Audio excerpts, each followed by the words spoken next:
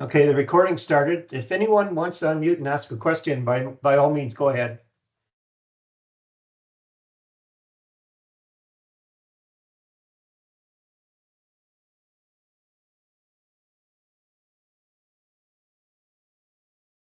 Okay, we'll just wait till we hit 6:30. There we are. Okay, we're going to get started. So we're into topic 10. And just so you know, there's only two uh, um, Pearson Revel surveys left to get done, and that's in topic 12. And so that once you get those done, you're done doing those surveys. But I want to take your attention to participation 13B and topic 13 and have a look at that. And that's how you get your 3 bonus marks, so to speak, for doing all these surveys. And what I'm asking you to do is to take a screenshot of all the surveys that you've completed and put it on a PDF and send it to me. And that's how you get your 3 marks. And you'll see that some surveys don't qualify. So have a read. And that information is also in the course outline. All right. Okay. So first thing I want to talk about is artificial intelligence. And I came across this free training. And it sounds like it's a pretty good deal. It's it's free, and you watch 4 short tutorials. You pass the knowledge test, and then you earn a badge for generative AI fundamentals. So it'll really give you a good sense of what's going on. And what I did as well is I checked out the how sort of realistic Databricks is. It's established. It's not a fly-by-night organization, so that it should be a good thing for you, and it'll get you started, and you'll be able to get a foot in and really get a sense of what's going on. So I left this here. If you click on this piece, this is an actual link. It'll take you to the website, and you can actually register to start that training. So and I wouldn't mind an email from anybody who actually takes that up and gets into the training, and let me know how it is, so I could pass this information on to other students. Okay, so that's where that is. Okay, so let's get into the deliverables for topic 10. And there's 2 main deliverables. And so I'm going to give you a little bit of information on what's expected, and then a lot of the slides from this presentation or this webinar really covers the actual content of what I'm asking you for. So if you don't get all the information in this next few slides, be patient, and you'll see it unfold and really what it's all about. So this first participation topic, and again, it's a group exercise. What I'm going to ask you to do is to actually create a ideal client profile. And what it is that Tim Hortons has many ideal types of clients. And you may want to maybe focus in on, maybe for, campus Tim Horton kiosks, the ideal client would be a certain type of student. All right. So what I'd like you to do is actually go into this link and use the presentation as a template. So if you go to slides 10 and 11 in this document, just use those 10 and 11 slides as your template, and it'll be a PowerPoint template to send and post up on the posting for topic 10A.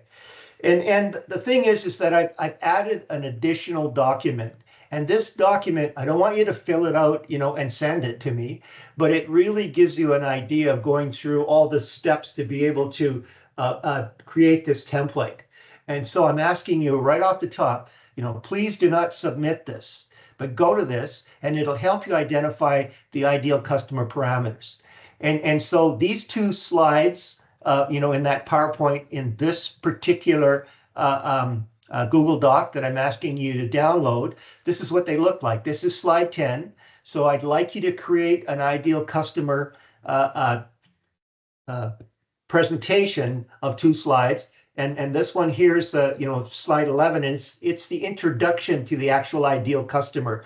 And this is work that I've done in the past for an art museum, so to speak, and we created this avatar called Amy Artsy, and did some research on what key target market would be an ideal customer. And you go down and you take a look at, the background, the actual demographics, how you identify that ideal customer, what their goals are, and then what they would benefit from, and we call these gain points. And what's what are their pain points? Why wouldn't they go to the art museum to go there? Or how difficult is it to travel there? Or whatever's associated with that. And then their core values. And again, core values are what really helps us make our decisions. So slide 10 is the introduction. Slide 11 is just more about,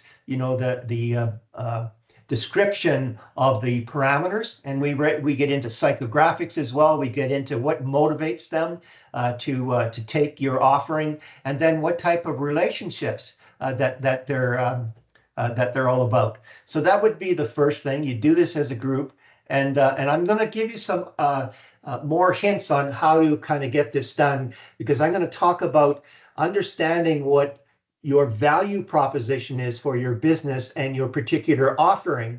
And it's an iterative thing where, you start with, you have this company, you have a mission for this company, you have a particular set of value propositions, and then that really kind of reflects on key target markets. And then you find those target markets, and then you go back and you refine that value proposition, and that's how you get closer. And the way to look at an ideal customer is imagine that you have this person on the other side of a desk, and you're interviewing them, and you're trying to sell them something. And what are they all about? And that's what that describes in terms of what that ideal customer is all about. Okay, so that's that piece. And again, the input that I put on this commentary is all pictures, so you can't click the link on this picture, so you really need to go to topic 10 and click on the provided links, on this particular participation activity. Okay, so any questions about that? Any questions? Okay, and again, I'm going to explain more about what this is all about, and okay, Vaughn Joseph, do you have a question? Just unmute and ask the question. Hi, sir. Sorry to ask, but how many individual we need to make on that one? How many which? How many individual that we need to do on that one? Oh, just one. All right. Okay. So you pick one ideal customer. Like I said, Tim Hortons has many. Like Tim Hortons has, retirees that are a particular target market. Tim Horton has the working sector that come in the mornings to pick up their coffee. So you pick one target market that could describe a particular ideal customer, and then you go from there. So it's just one. That's a great question. Thank you. Does that answer your question? Yes, sir. Thank you. Okay, good. All right. Okay, so now, so here's a blow up of those two slides. And again, I did this, for a particular client. It was the North Simcoe Art Bar that I worked with, and we came up with this based on their market information to be able to come and do this. And oh, by the way, you could get ChatGPT or Copilot to help you do this, and it comes pretty handy because they'll get pretty close to it, and then all you have to do is refine it. And again, if you do use ChatGPT or Copilot or any artificial intelligence, I want you to state that on your input as well, so that I know that it's been done. Okay, so I talked about you really need to understand what your value proposition is, and that way it really kind of helps you focus in on the ideal customer. And then what you learn from this ideal customer, you maybe even go back and recalibrate your value proposition. So one of my heroes is Alex Osterwalder. That's Dr. Alex Osterwalder, and he's created many what he calls templates, or there's another word for it that he uses. It'll come to me. But anyways, this is what the value proposition is all about, is that you have a series of products and services that your business offers. And then you start looking at your actual ideal customer and find out, what would be, an uplift in them seeing the value that you're offering, and that's a gain to them. And the second thing is, what are the pains that they experience, in terms of maybe getting to your offering or use it, or the some of the frustrations that similar offerings are providing, and so that it makes you create a lot better, what I would call competitive advantage, or a lot more uniqueness to your product. And we're going to get into this as well in this presentation. We're going to talk about a VRIO template for creating a competitive advantage. And then what it also looks at is what we call customer jobs. And what a customer job is, well, how did Amy Artsy find this art museum? How did she get there? How did she pay for an event? So those jobs are all the activities that they go through to actually access, to actually experience, and then purchase, and then use that product or service. And those are all the key things that really points to where the gains and the pains can be derived from.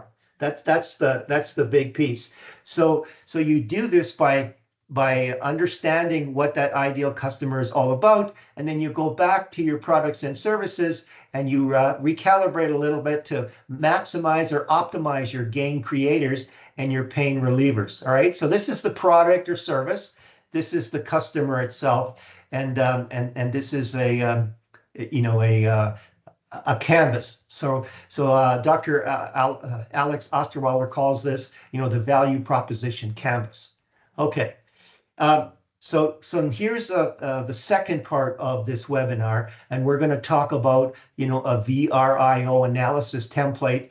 And this is all about creating and sustaining competitive advantage. All right.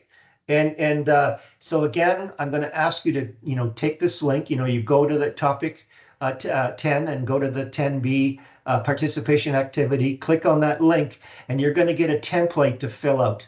All right. And again, I'm going to explain this VRIO process, as we go through this webinar, but essentially you're going to look at resources of capability. So what that means is that, for Tim Hortons, you're going to pick one of these human capital resources. That's going to be here. And then one of these organizational capital resources, you're going to put that here. And then one of the physical capital resources, and put that here. And then actually evaluate them across the board in terms of how valuable are they, those resources. How rare are they? And again, rarity means uniqueness, which means increased differential advantage. And then imitable, how easy is it for competitors to copy that? And what you want to try to do is, you put barriers to copying that, or you find attributes that it's just insurmountably impossible to emulate, because maybe you've got a special alliance that you brought in to the picture, that it gives you some synergy that it's really hard for maybe an individual competitor to emulate. And then the last one is, how is your organization set up to be able to sustain that competitive advantage? So that's how you're going to find out, and that this is what you're going to fill out. And oh, by the way, these two particular participation activities, it done well, will come in very handy for you, because those are 2 of the 29 questions for the team project on Amazon. So doing the work here will really put you in good stead, to do that assignment, with your group. Okay. So here's this particular example. So I took this column and I said, all right, so for the resources capability of Tim Hortons, one Tim Hortons human capital example, one Tim Hortons organizational capital example, and one Tim Hortons physical capital example. So that's where you're going to bring this out. All right, so that's the two participation activities. They're both group submissions. So I'll just stop here and any questions about those two at all. So how did I do explaining that? Did I do okay? Can you give me a thumbs up or maybe a sad face or?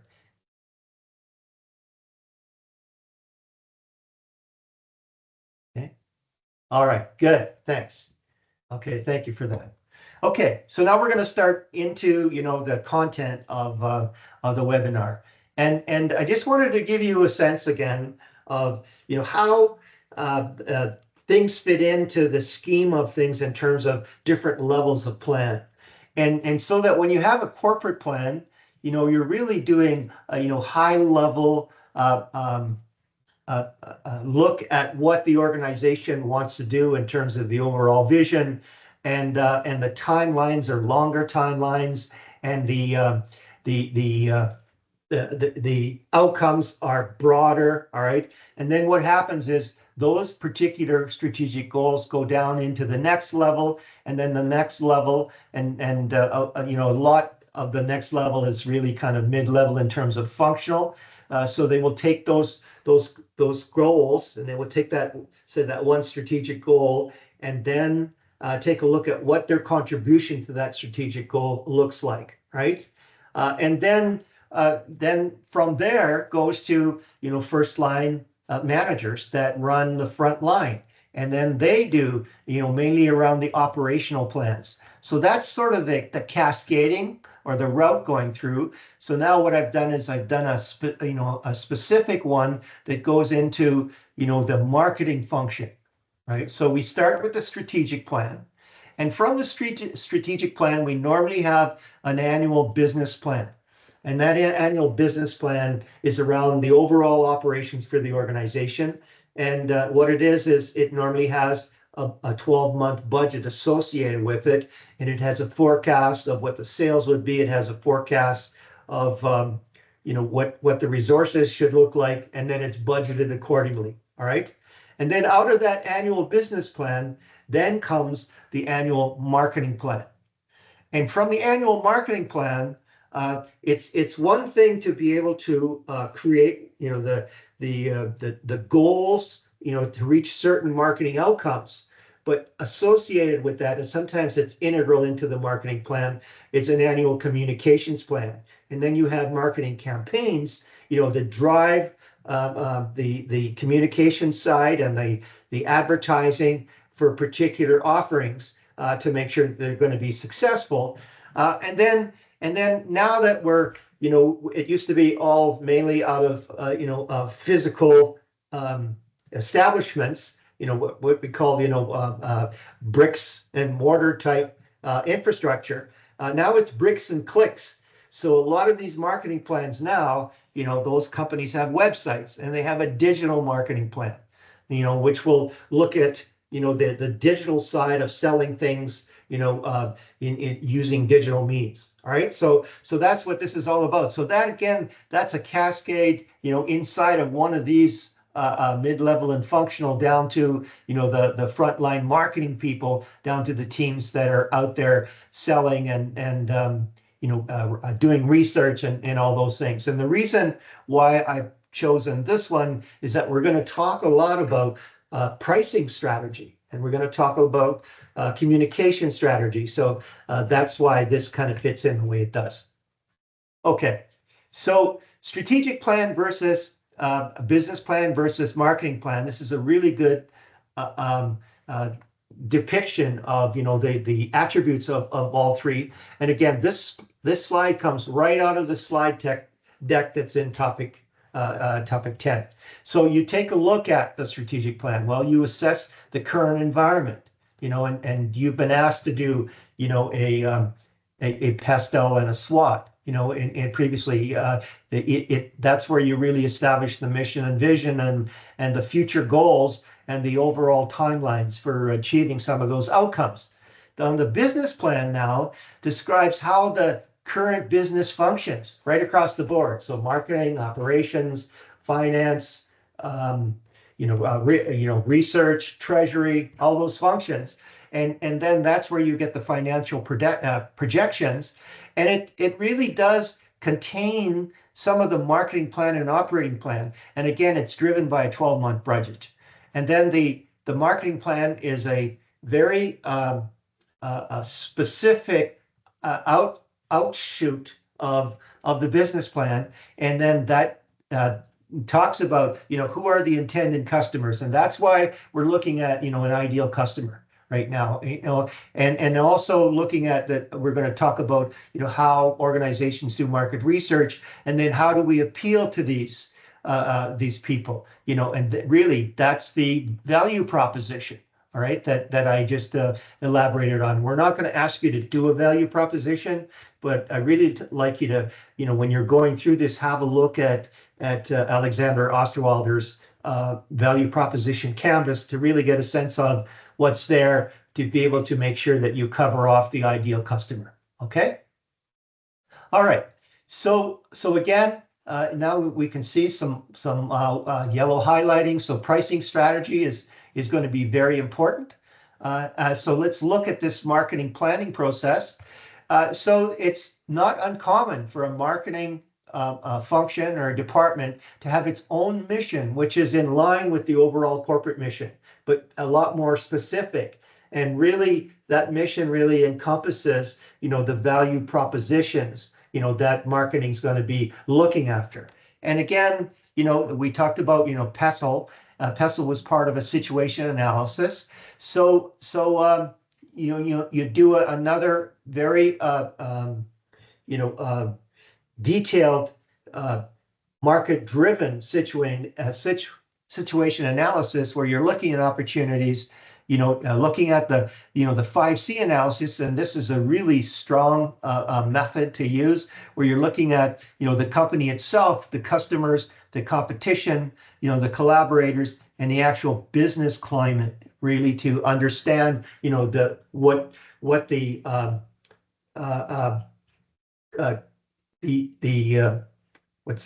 trying to think of the word, that critical success factors are of the industry.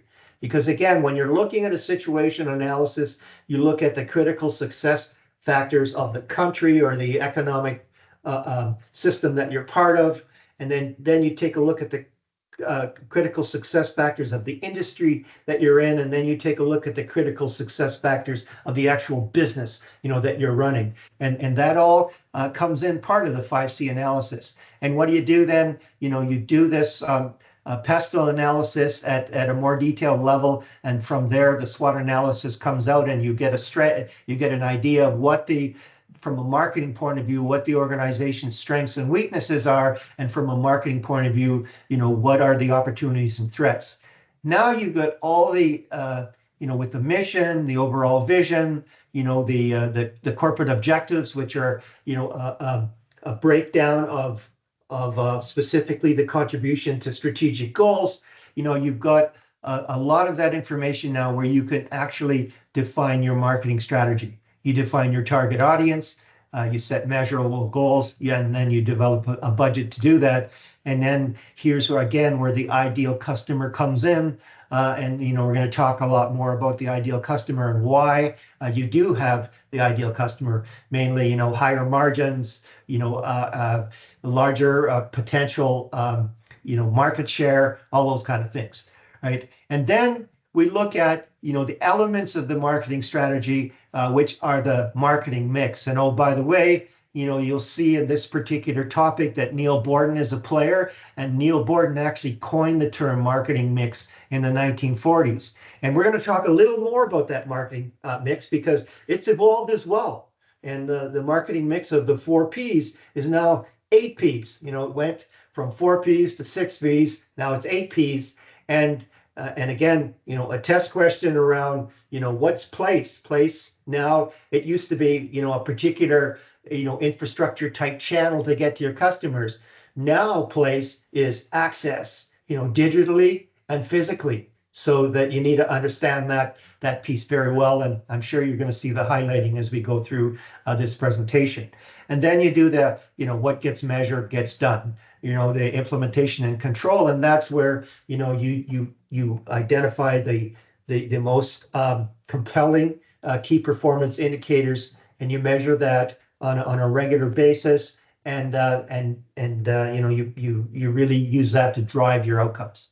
Okay, so so again, you know, we're really going to hone in on pricing strategy, and also take a look at, you know, this is to really kind of emphasize now that, you know, the digital part of marketing is really preemptive now in terms of, since, you know, since the pandemic, it's really found a whole new area. You know, there's a lot of people that weren't buying online before the pandemic, and now they're converted people, much like myself. Like most of the many things that I buy online, and it's 85% of them, you know, in the surveys that were done a couple of years ago, said they're not going back. All right, so bricks and clicks is there to stay. And then I'm going to really talk about the customer journey at the end of this agenda to show you all the contact points that you have, you know, either physical or digital,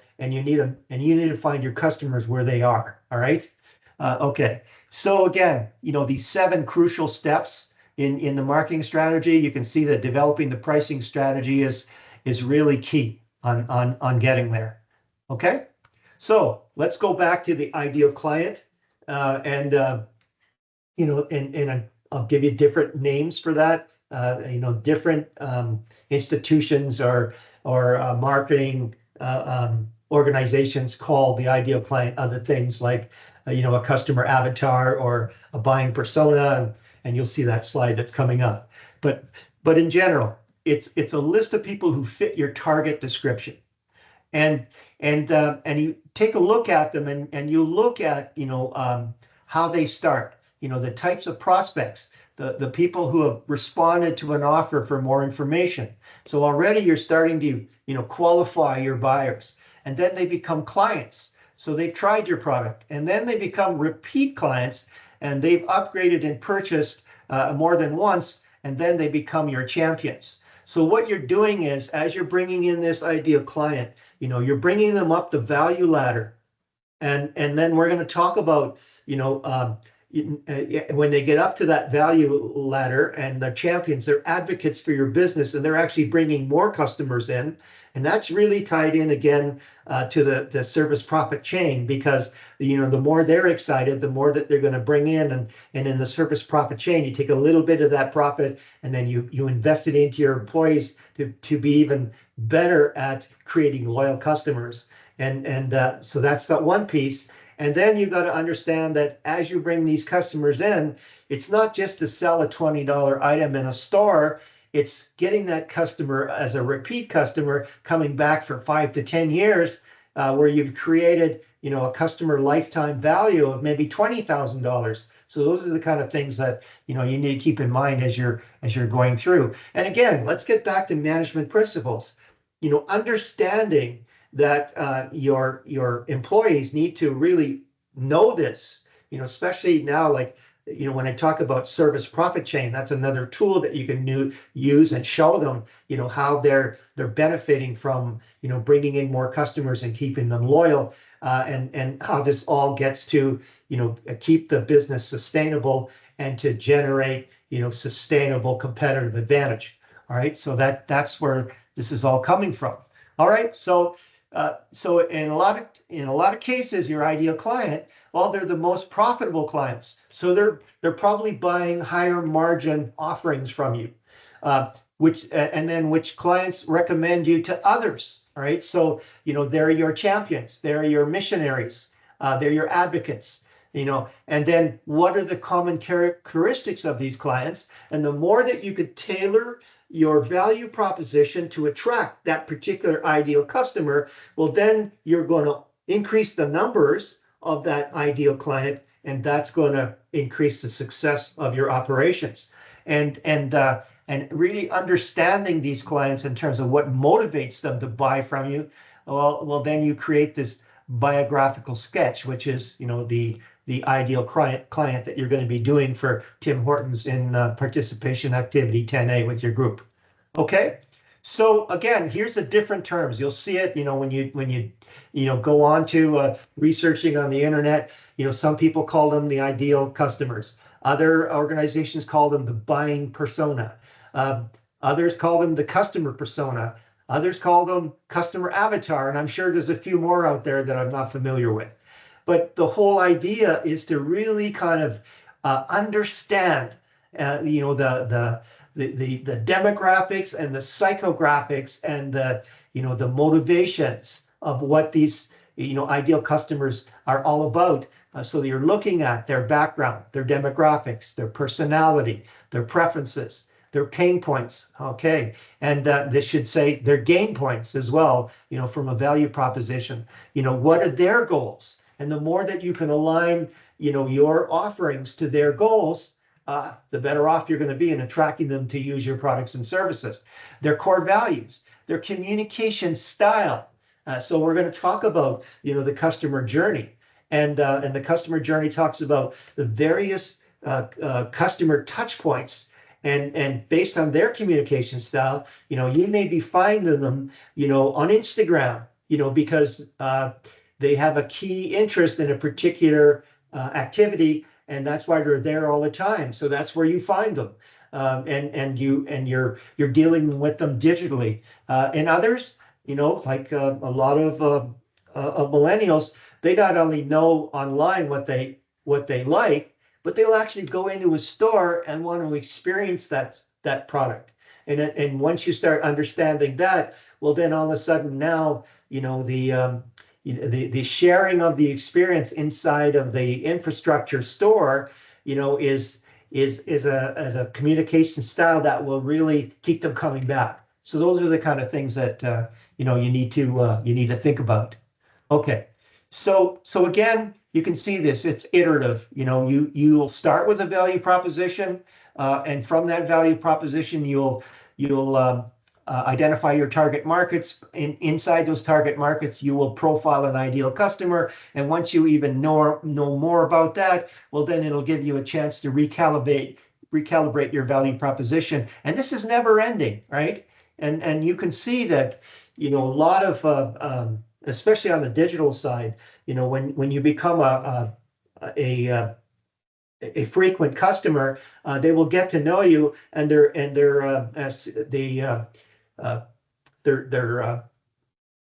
management, their marketing, sorry, their marketing relationship software will really identify these people, and then a lot of them are asked to become on an advisory committee. So if you take a look at one of my favorite stores is Canadian Tires. Well, guess what? I'm on their advisory kind of thing as a key customer, where they'll ask me to evaluate different things, right? And that's how you really get tied into that customer, to really understand what that ideal customer is all about and engage them, on becoming more and more loyal and advocating for your organization. All right. Okay, so just a little bit more of the value proposition. Why customers should buy from you and not the competition. So what is it? Who's it for? When and where will it be used? And you tie that product to the ideal client. Okay. Okay. So again, a little more about that. Value proposition is in marketing is a concise statement of the benefits that a company is delivering to customers who buy its products and services, and it's a declaration of intent, and both inside the company and in the marketplace.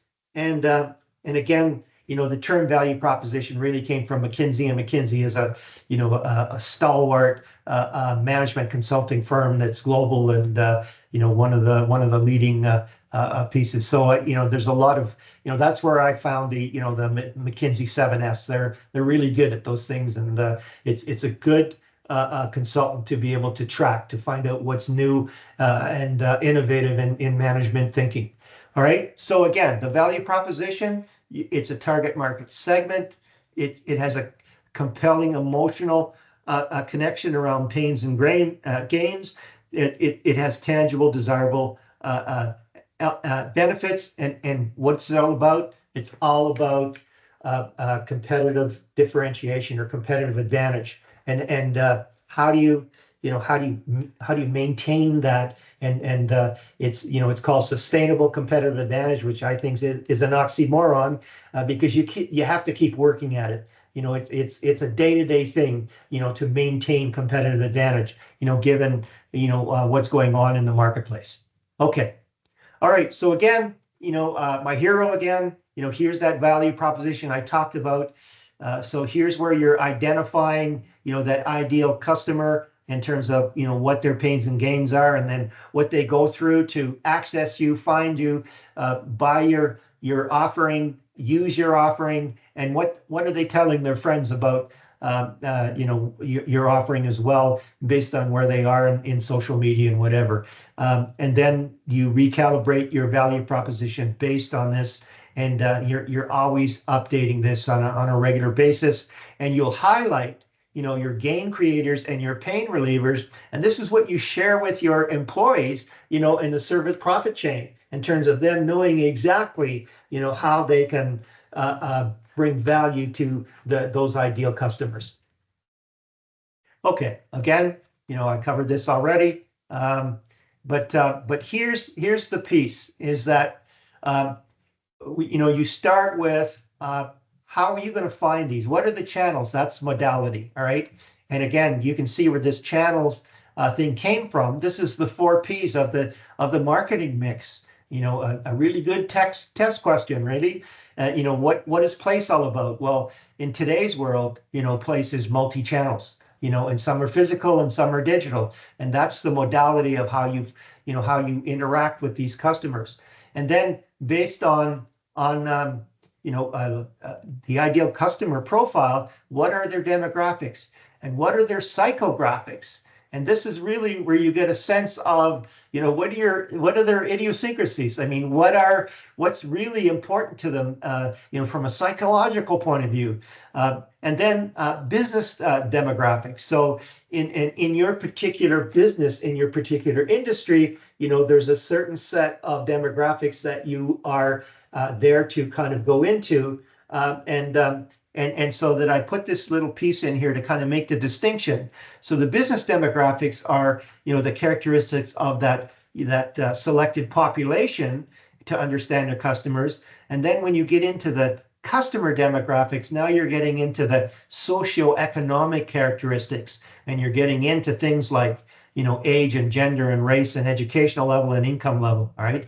So this is a finer cut, and then now you look at your customer marketing relationship, your CMR platform, to be able to create the strongest relationship that you can, and take advantage of what their motivations are, and align your value proposition to take advantage of those motivations. And this is a complete iterative circle that keeps going and going. And again, the ideal customer profile, I'm going to talk about this again. What are the pain points? What are their core values? What are their habits? What are their priorities? What are their psychographic characteristics? Like their lifestyle choices, their interests, their goals, those kind of things. So that's how you really kind of hone this down. Here's just some examples, right? So this is one that I pulled right off the net. So this is and this particular example called it, buyer persona, marketing persona, customer avatar, target market. So they covered it all. And what's critically important to the success of your marketing, sales, product development, and other areas. So you need to have this deep understanding. So here's meet Sally solopreneur, as a particular ideal customer for a particular company. And here's how to do kind of a description of that. And when you're really getting into their age and their status and their location and their gross earnings and a time in business, because she's an entrepreneur. So this would be a business to business type of arrangement. Maybe you're a wholesaler and you want to pick out different business operators that you want to sell to. So that's where that comes in.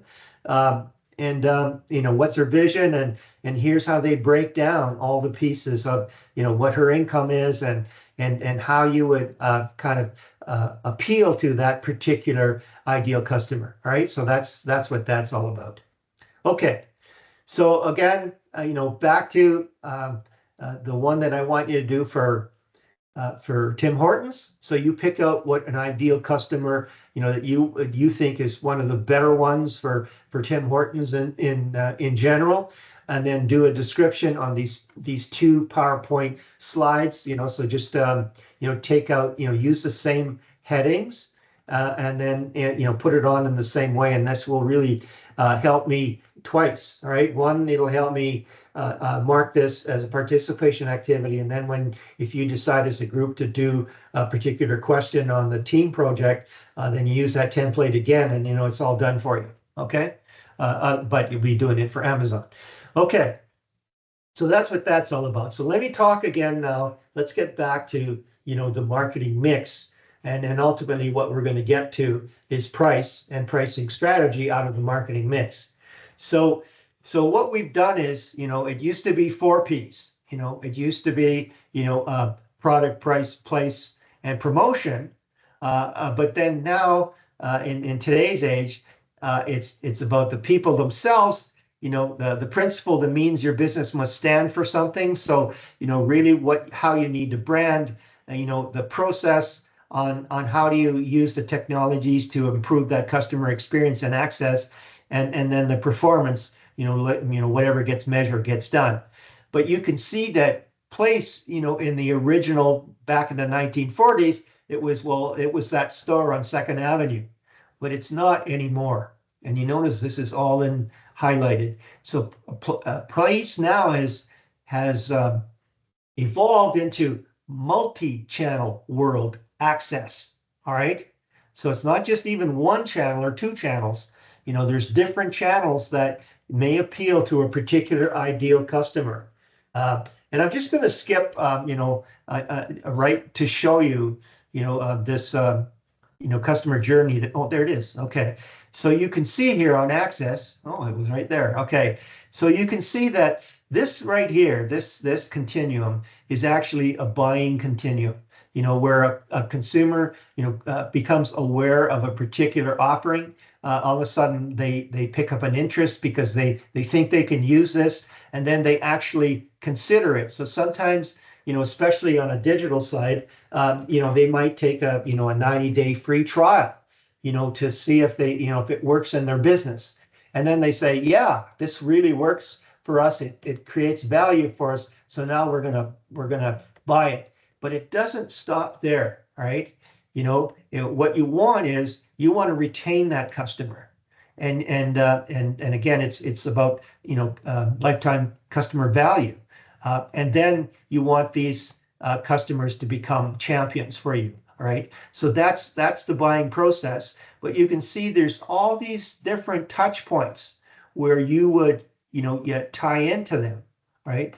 So, right from, public relations to radio, TV, to word of mouth, to online ads, to emails. I can't remember what PPC is. I used to know. Social ads, reviews, blogs, media. And you can see, down in the, on the advocacy side, where you really get into their social networks. You've got them, subscribe to your newsletters. You're talking about them in your blogs.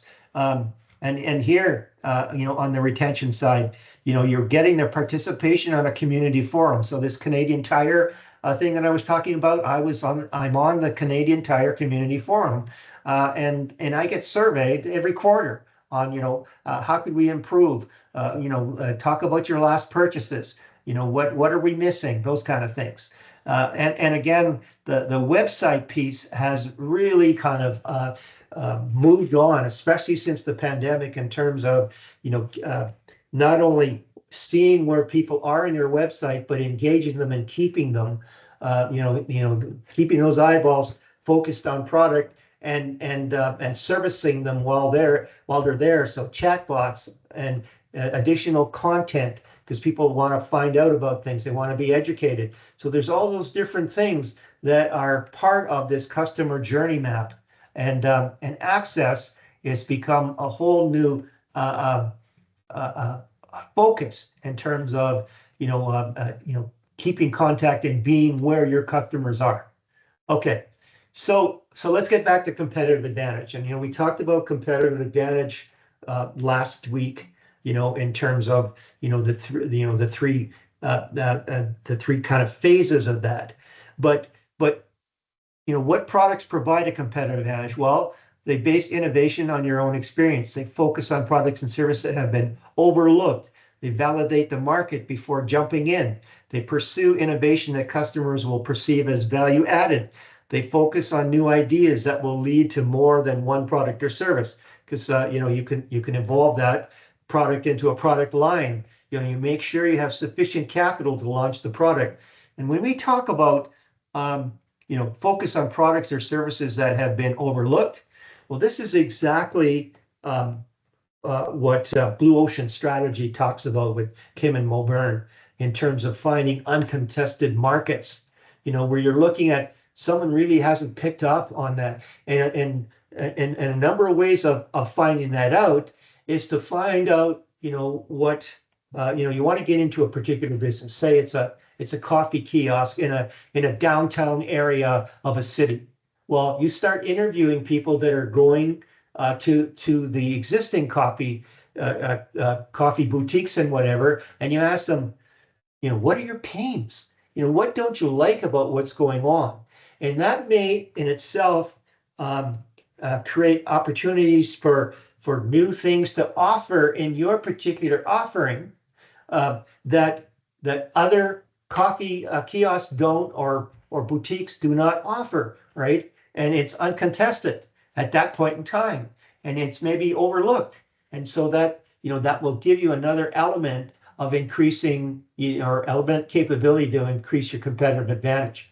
So that's key. So this is important. We talked about the three phases where you develop, and then you deploy, and you decline, and you can see that in being able to kind of go through these phases, you look at cost leadership and differentiation, and we're going to talk about in the next topic, we're going to talk about Michael Porter and his his generic strategies, and we're gonna learn a lot more about cost leadership, differentiation, and focus to be able to hone in on increasing your competitive advantage. First mover advantage. So the first mover advantage, I talk about Blue Ocean Strategy, where you go into an uncontested market. Well, you're the first mover into that area. And what can you do? Well, you can lock up the customers. You can lock up key suppliers and negotiate, sole source supply, so that if anybody else comes into that area, they find it difficult to find, the raw materials that they need to compete with you. Time-based advantage in terms of, there's windows of opportunity, technology advantage, and this is where artificial intelligence is really going to be playing a big part of your life. Introducing more disruptive technologies. And I'm going to talk about that in this webinar as well. And then, having strategic alliances where, your offering can be complemented to the point where it has, a bundle approach that no one can emulate. All right. So strategic alliances can really help you in the bundling of the overall, business requirements to be able to satisfy, a one-stop shop or whatever. So these are all key things that contribute to competitive advantage. All right. So remember I talked about, well, sustainable competitive advantage is almost an oxymoron. Well, just, this little weigh scale it's just as hard to sustain competitive advantage as it was to develop the competitive advantage, right? Because you have to innovate, and again, if you take a look at Porter's 5 forces, you have a barrage of new entrants coming into a market that want a piece of that action. You have, differing changes of the power of the customer and the power of the supplier in your business. So you have to recalibrate to be able to leverage your competitive advantage at all times. So again, what are some of the distinctive capabilities of competitive advantage? Well, intellectual property rights like patents, all right? Exclusive licenses like, I had a security business in Calgary at one point in time, and I had a territory so that the company that we were dealing with could not contract with anyone else that would work in our territory. So it was an exclusive license. Statutory monopolies where the government says that, hey, we will create a monopoly in this area in order to provide you as an operator with better economies of scope and scale. And then intangibles, and these are all really important, like strong brands. So take a look at Honda. Well, Honda is known for excellence in motors, so that myself, there's a lot of my garden equipment that are Honda motor driven, right? Because I really believe in that. And if you take a look at where Honda vehicles are in its overall position in global markets, they have a strong position, because of their brand. Knowledge, tacit knowledge and skills. So specific knowledge and skills really gets down to core competencies, and core competencies, if they can't be emulated, make up part of that competitive advantage. Teamwork, organizational culture, business processes, partnerships. I talked about partnerships, through talking about alliances. And then, what can be reproduced is, technical capability. So, I taught economics a lot of times, and I use the example of, well, I'm a hockey stick maker, and I buy this brand new hockey stick producing piece of machinery, and I can double my production. Well, the hockey stick maker down the road, they can buy that machinery as well. So it's nothing special. So what would be special is how I train the people to use it, and how this integrates into the processes and the way that I motivate people to work at that piece, which then is not reproducible, right? It's harder to emulate. So those are the kind of things that come together. Explicit knowledge, non-exclusive licenses, so they're reproducible. So that's getting you ready for, where we're going to get into this VRIO framework that, we're going to get you to learn about. Again, I keep talking about blue ocean strategy. You could just find the book summary on the internet and just read about it. And not only that, the blue ocean strategy people have templates that you can actually download for free, like an Excel template where, you can take a look at, how to create a blue ocean strategy. And what competitive advantage is all about is how you exploit the synergies of process, people, and technology to create this successful, competitive advantage that's very, very hard to emulate. All right. But as soon as you have, gained this success, and the business magazines are writing about your company's success, there you can bet your last dollar that other organizations will want a piece of your action, and they'll start learning about you and finding ways to be able to, complement their approach to compete with you. So that's what that's all about. Okay, so again, how to build a sustainable competitive advantage? Well, it's got to be unique. It's got to be difficult to replicate. It's got to be superior to the competition. It's got to be sustainable, and this is the hardest one. And then it's got to be applicable to multiple situations. And what that means is it's really hard to substitute, because a customer will see the value that they could use it. Well, take a look at the smartphone, right? The smartphone, I use the GPS just as much as I use it for email, just as much as I use it as a small computer. So you can see that it's applicable to all these things. So it just brings more and more value. And why would I, want to go back to just a regular cell phone where I can just make calls and do texting with it, right? So those are the kind of things that gives you a sustainable competitive advantage. Okay, so now we're really getting into, this VRIO framework that I want you to know about it. And why is it so important? Because it's all about maintaining competitive advantage and understanding if you do have competitive advantage or not. So that's key. So what this looks at is that, it's a resource-based view, right? What do you have to give you competitive advantage. And so there's tangible and intangible. So an intangible, all right, is a trademark or intellectual property, and much harder to duplicate. Your actual brand. If you've got, and that's where global products, with strong brands dominate the market. All right, myself, I would not go to an Android smartphone. Why? I got too much invested in the iPhone, and I just want to, like manage my learning and use the thing. So I I I, I continually upgrade, to Apple products. All right, and why?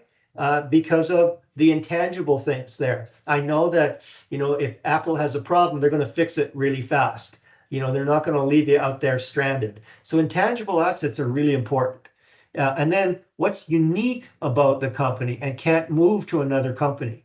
And if you take a look at, Apple, Apple uses Foxconn out of China, and many they're their operator. I mean, they do all the accumulation of raw materials. They look after all the manufacturing, look at the marketing channels. But what Apple keeps close to their vest are their core competencies in marketing and in technology, and that's protected, and that's what's really unique about them. That right from when Jobs decided that we were going to minimize the amount of products, but we were going to be leaders in every one of them, and we were going to have a very strong competitive advantage. That's where that came from, right? So the thing is that those resource-based portions, they have to be they have to be heterogeneous. So what that means is, have this, this multi-variable advantage to what's going on, but they can't be accessed. They got to be immobile. It means that people can't access them. So you take a look at, batteries like lithium batteries.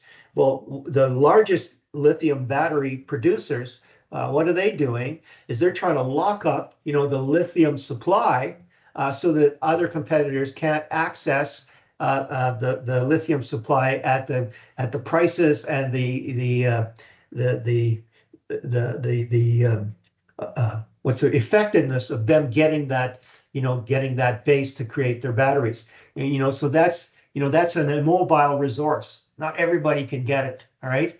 And then that really manifests itself into this VRIO resources, and I'm going to talk about VRIO, as we get to in the next page. And if you do that well enough, well, then you create competitive advantage, and that's what this is all about. Okay, so what it is that this again, just to remind you, why are we doing this?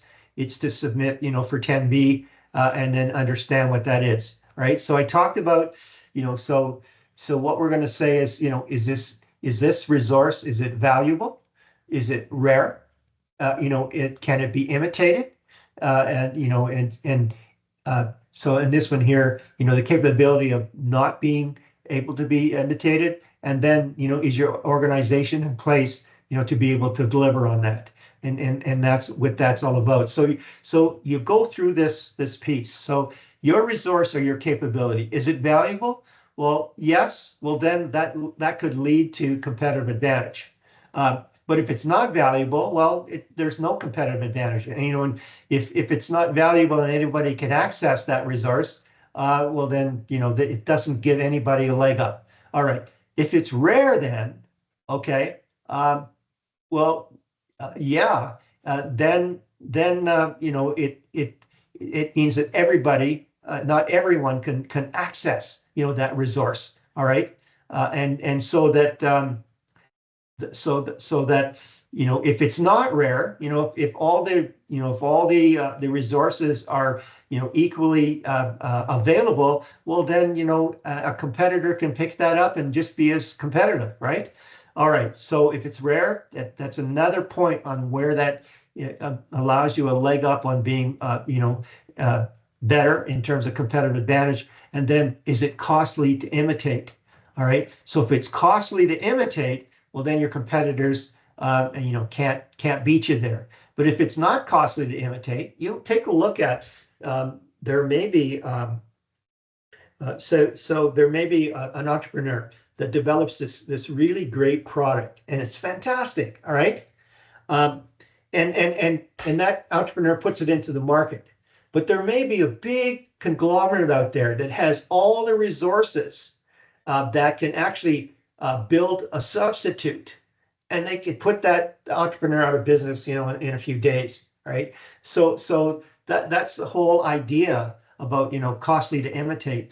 Are there substitutes out there that could eat into that market, or is it really costly to be able to build the same type of product and compete, with your great, mousetrap, right? And then, are you organized to capture that value? And that's key, all right? Form follows function, right? And if you don't have the right form to be able to protect your intellectual property, you don't have the right legal capabilities to keep people from falsely, adopting your technology that's protected, or you don't have the organization to be able to make sure that that product is available, to maintain, that demand. And because if it's not available, then people won't have, you don't have the reliability, and they won't go after your product, right? And so if all these come together, then you have sustained competitive advantage. Notice there's a yellow arrow here, all right? Okay, so the resources itself, they're not an advantage for a company if it's not organized to capture, the value from them. Only the firms capable to exploit, the valuable, rare, and imitable resources can achieve sustained competitive advantage. All right. So again, here's the steps. I went through that, and I'd like you to go through this and to really understand what's going on. And again, here's just a short piece to show you, what makes your business unique. Well, excellent leadership. That's hard to imitate, in some cases, because maybe you've got one of the best things that a competitor can do is hire one of your key people, who are really driving, your competitive efforts. But it's one piece of, the competencies that you need. Your brand portfolio, and I talked about how strong, your brand could be. Your actual partnerships to give you such synergy that nobody can replicate.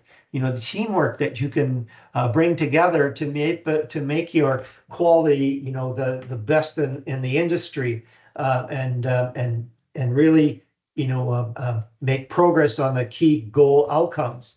Your strong financial position, your global presence, well-managed processes, innovative ideas.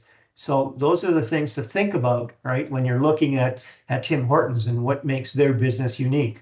Okay, so here, when we talk about heterogeneous, is that resource unique, and then can it be protected so nobody else can get it? All right, so that's key. So ways to be unique, valuable, rare, and perfectly imitable, non-substitutable. I mean, this one's a key. A lot of key products can get substituted, by something that will foot the bill for a customer, and put you out of business. And then the ways to protect, well, being first to market, you tie everything up. Set up an exclusive service area. Have a supplier agree to supply your business only. Be the only approved vendor. Develop partnerships. So those are those are the things around that. So again, you go through this process. Is it valuable? Yes. Are the resources rare? Yes. Can people not copy it? Well, that's a yes. Are you organized to deliver? And make sure that you use up every piece of organization to sustain this competitive advantage. Yes. So now you've got it, right? Which I think is almost, it's a time it's a time thing. Okay. All right. So again, VRIO, gives you sustained competitive advantage. And these are, what they are all about: valuable, rare, inimitable, and organized. Okay, so here's the framework, and here's where I'm going to get you to fill out this framework from that template I'm going to ask you to download, and you're going to comment on, what's valuable, what's rare, what's hard to imitate, and what's organized. And again, you're going to look at three different types of resources that you're going to evaluate and decide whether these are showing you that they have sustainable competitive advantage. Okay, so let's just talk about product design. And the very first step, in product design is defining that vision. And you notice this is kind of highlighted. So you do that, and then what do you do then is that you research the technology, and you research the market, and then you do a lot of user analysis. So you may like if you take a look at Peterborough, I mean Peterborough for Procter and Gamble is their test market, and they'll have a new product, and they'll bring that product into Peterborough, and then have specific people that they'll tap into to find out, are you using this product? What's good about it? What are your pains? What are your gains? What do you do to find this? How do you use it? In terms of the customer jobs, and then what they do then is they go through this ideation, right? Okay, let's brainstorm, what this key product service should really look like, based on all the work that we've done up front, and then they actually design it, and test and validate that thing, and then do post-launch activities. All right. Okay. So what I want to take you back to, though, is that remember that in today's world, we need to look at it from a sustainable perspective, and we need to build sustainability into design. So I always use this example of circuit boards. Circuit boards have a lot of rare earth elements in it, and it's profitable to be able to extract those components to be able to recoup those rare earths. And rare earths now are the basis for advanced technology, right?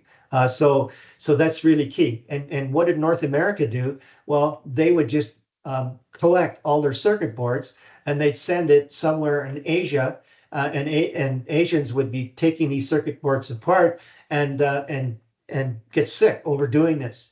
So the whole idea is that if you're going to design a circuit board, you start with all the stakeholders, from the raw material providers to the customers to the knowing what the post service could look like, and look at the 5 R's of sustainability, like reuse and repurpose and all those things, and design into the actual product, disassembly and those kind of things. And that's what makes things a lot more sustainable.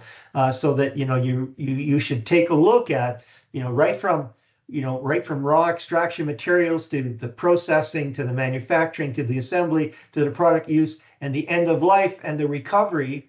We'll make sure that we all are better ancestors. Okay, so we'll talk about marketing research, and take a look at what is it. Well, it's the planning and the collection analysis of data relevant to marketing. And what does it do? It gives you insight into customer needs and wants. It determines the appropriate marketing mix, which is really the elements of the marketing strategy. And you understand the external environment that could impact the target market. So those are the kind of things. But look at how research breaks down. So what you do is the first thing you do is you define the problem. And remember, even from the assignment number 3, defining the problem is 90% of the solution. So the better that you can define the problem is understood, the better questions you can ask, and the organizations that ask the better questions get the better answers and are more successful. And then you research the design. But when you research, the design and the market, there's secondary data and there's primary data, right? So secondary data is online, going to governments and getting information from the governments on their industry and their demands. You can go to industrial associations and find out more about the raw materials that the industry provides and the types of customers. So that's all secondary data that you can pick up. It's a lot more generic, and primary data is a lot more focused on exactly what you want to do. And where you start is, after you've done your research design and you know what you're asking for, the first thing that you do in primary data is run a focus group. And a focus group is not to give you end result information. It's to give you answers to key questions and more questions to follow up on. That's what a focus group is. And then what you do is then you validate your findings from the focus group into qualitative and quantitative type research to give you the data to get to conclusions. So again, know the distinction between secondary data and primary data, and the different types of research. So again, you can see some highlights here. So when you do exploratory research design, well, you're looking at secondary data analysis, but you're also doing focus groups to find out more. Here's where you even get more questions than answers. And you do observational research. Observational research. Let me talk about Sam Walton. All right, so Sam Walton, the pioneer of Walmart, when he looked at going into a new city to create to build a new Walmart store, the first thing that he would do is he would hire a helicopter himself as a person. He'd hire a helicopter and he'd go up into the air and take a look at where the traffic concentrations were, in terms of vehicle traffic, and then he'd pinpoint, where the better access and the most plausible access would be for the store. I mean, that's observational research, all right? So, which is key. And then you can get into descriptive research, and that's when you describe and measure, on who, what, where, when about it, and do a lot of different types of surveys, across the market, and then longitudinal survey is up and down in terms of from supply all the way to the customer,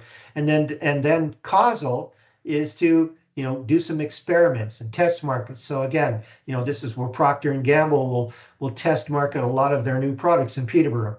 Okay, so again, understand the difference between primary research and secondary research.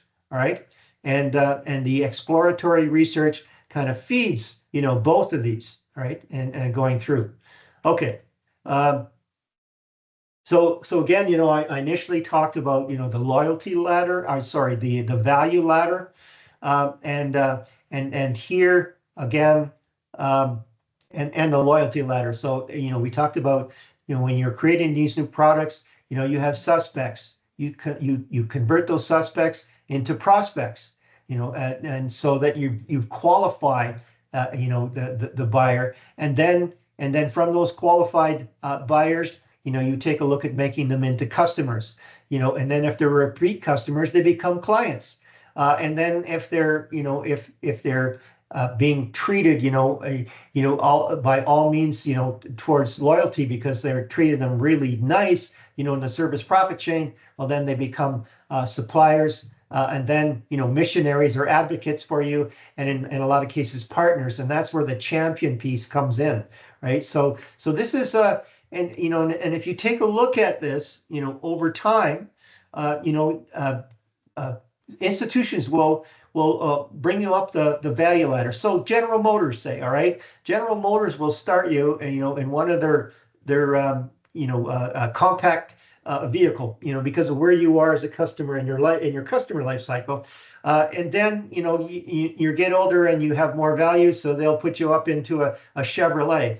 All right. And then you're creating more wealth, so they'll move you up from a Chevrolet to an Oldsmobile, and then from an Oldsmobile to a Cadillac. All right. And so they're bringing you up to the value ladder, but also they're keeping you as a client, and they're selling you vehicles over your 40-year buying lifetime of vehicles. All right. So those are the things that you need to consider, with the ideal client that you're going to bring in, and with the marketing strategy that you're going to put together. You want to take a look at customer loyalty, and you want to look at customer lifetime value to your organization. Right. Okay. So again, in this design thinking, you can see, where you take a look at what's going on, you define what's going, what the needs are, and what problems you want to solve, and then you brainstorm the potential solutions. You build a prototype and you test it. Okay. So again, just a little more about customer lifetime value. You look at the average purchase, and then you look at their frequency rates, and then you look at the actual, the purchase value, and then the average customer lifespan, and then the customer lifetime value. So this is a key thing to keep in mind, when you're looking at that. And here's the piece about product life cycles. Just like in competitive advantage, where you have developed and then decline. Here on a particular product life cycle, you have an increase in sales and market share and everything else. And when you get to this point, we start talking about oh God, I can't remember the name now. The actual hang on, here it is.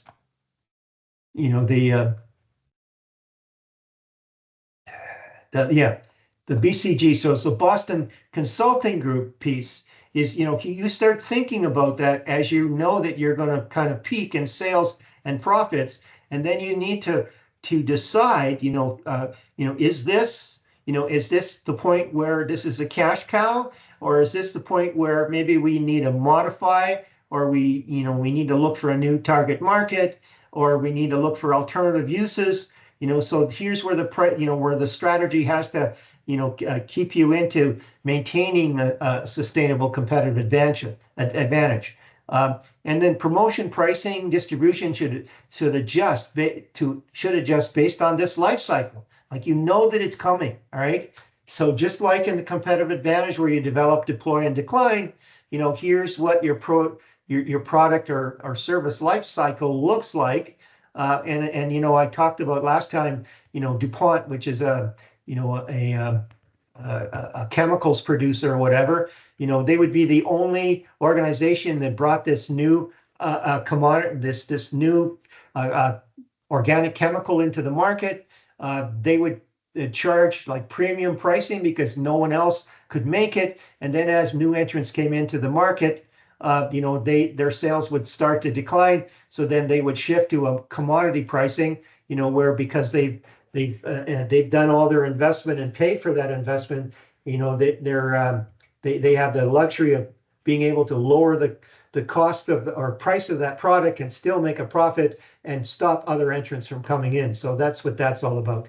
But again, is it a cash cow, or is this, it's still growing, so we're going to invest in it. We're not quite sure. And then, oh no, we're losing money on this particular product, so we're going to get rid of it. We're going to divest.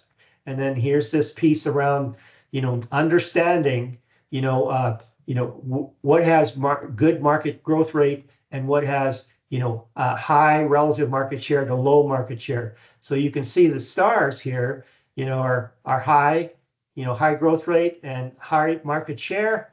And the cash cows, you never want to get rid of them because you still have high market share, and you're gonna milk this for as long as possible, and the dogs you're going to divest from. And the question marks, you're going to be very careful on the risk that you're taking to invest in a question mark type offering. Okay. Um, uh, we're getting near the end here, but I just wanted to kind of give you some good background on, you know, in your view, like in leaving here, you know, you're going to be your challenges with artificial intelligence and robotics are going to be so pervasive that artificial intelligence is going to introduce a lot more disruptive technology, and you should be aware of it. You should understand what this is all about, and really, you know, it helps creates you know, sometimes new markets or entirely new industries. So you can see from the, you know, the typewriter went all the way now to, you know, you've got you know, a smartphone that you can connect to a printer. So look for what's difficult and remove the friction. So that's how to kind of understand, you know, where disruptive technologies are going to happen. So you understand the future if we understand what people are doing when it's hard. So take a look at this. So, you know, in 1990, there were CDs, all right? Then Napster came on the scene. And Napster was a peer-to-peer filing, so you didn't have to buy CDs. You know, you can get in and pick up the song that you wanted, you know, by file sharing. And then Napster became illegal. But in the process of Napster, you know, MP3 files made it really easy, you know, to get a song file. And then in today's world, now we're streaming. You know, like Spotify is a good example of streaming. So you can see that, you know, this technology development, you know, put the music industry on its ear. So those are the kind of things. But what to understand, you know, in terms of artificial intelligence is the Internet of Things. And this is about, you know, how the physical objects now are being connected with networks. So if you take a look at fleet management right now, so like, you know, say a transport.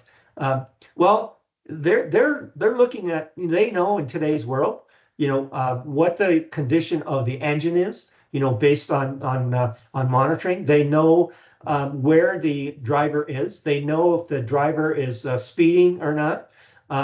You know, so there's a lot more things. And think about where artificial intelligence is even going to bring out more indicators. So what you're getting is you're getting smarter operations with Internet of Things. So this is going to be a big component of disruptive technology to know, you know, what's going on. You know, already we're in the digital industrial revolution. We do have smart machines, and digital business, along with Internet of Things, are just going to ramp up and do things. Not going to talk about this piece, but again, understand what you know, what the product mix is. And again, a lot on pricing strategy and understanding, you know, the different strategy of pricing. So markup pricing, you know what that is, you know, versus cost plus pricing and value pricing. And here's a piece that I gave you on markup pricing, and some information on, you know, on price strategies like maintaining profitability. You should know something about loss leaders. So what's a loss leader? Well, you know, Sobeys will have this raisin bread for 25 cents.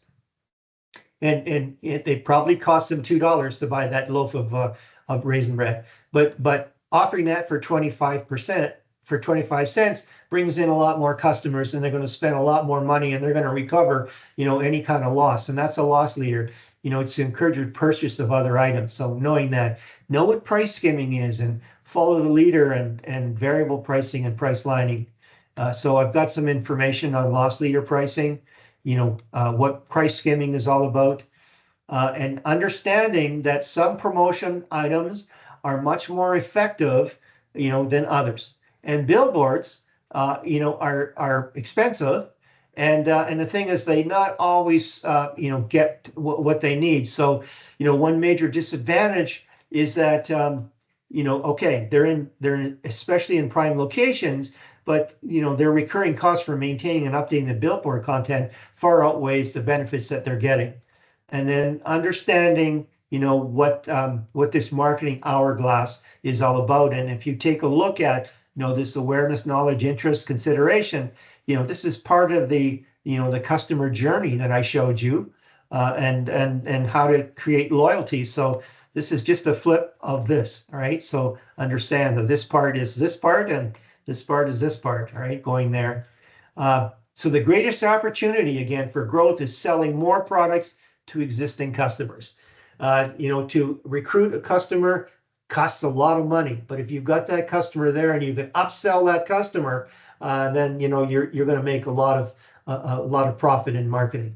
And then understanding customer relationship management, and again with artificial intelligence, the analysis that it can provide in terms of insights of really what motivates your ideal customer, what's your ideal customer's buying patterns, what are they buying, and you can see this working in Amazon already. I know, you pick a certain product and you get it, to the point where you're going to pay for it, and it tells you, oh, people who bought this, actually bought these other products as complementary products. So they're trying to sell you right there, and then you buy that product, and then 2 days later you start seeing, on your Facebook and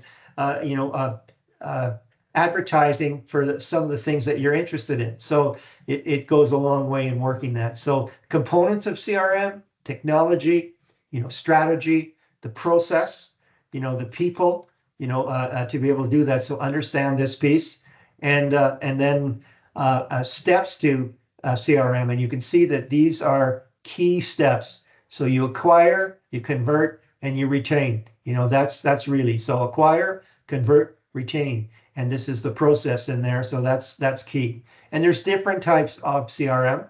There's operational, there's analytical, to better understand the data, collaboratives, bridges the gap between teams and departments. So there's different pieces.